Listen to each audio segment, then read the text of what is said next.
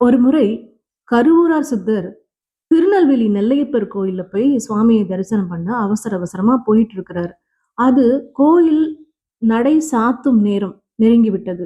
ஆனாலும் எப்படியாவது நெல்லையப்பரை பார்த்துடலாம் அப்படின்னு அவசர அவசரமா போறார். ஆனா அங்க போய் பார்த்ததும் கோயிலுக்குள்ள கர்ப்ப கிரகத்துல கதவு மூடி இருக்கு. கருவூரார் தொலைதூரத்துல இருந்து வந்திருக்காரு. ஈசனை காணலாம் என்று ஆசையாய் வந்த கருவூராருக்கு அன்று தரிசனம் கிடைக்காமல் இருந்ததால் என்ன சொன்னாரு அப்படின்னா, "நெல்லையப்பா, நெல்லையப்பா, நெல்லையப்பா" அப்படின்னு அன்புருக கூப்பிடுகிறார். ஆனாலும் நடை திறக்கவில்லை. அதனால கொஞ்சம் கோபப்பட்டுட்டு கிளம்புறாரு. கிளம்புறதுக்கு முன்னாடி சொல்றாரு, "எருக்கு எழுக, இங்கு ஈசன் இல்லை" அப்படின்னு அவரு சொல்லிட்டு கிளம்புறாரு.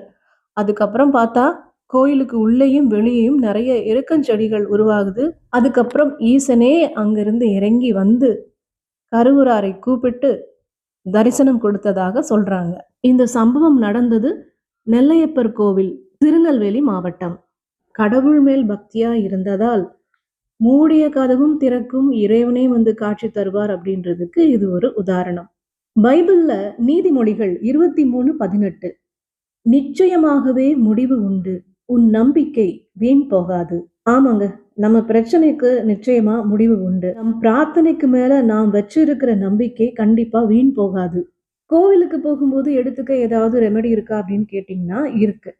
கிளெமட்டிஸ் அப்படின்ற மலர் நம்ம மைண்ட நிகழ்காலத்துல வச்சுக்கும். நம்மளோட மனம் நிகழ்காலத்துல இருக்கும் பொழுது மட்டும்தான் நம்மளோட மனம் இறைவனோடு கனெக்ட் ஆக முடியும். அப்புறம் கார்ஸ் அப்படின்ற மலர் நாம இறைவனை முழுவதும் நம்புவதற்கு உகந்ததா இருக்கும். ஸ்வீட் செஸ்னட் அப்படின்ற மலர் மருந்தும் சேர்த்து எடுத்துக்கலாம்.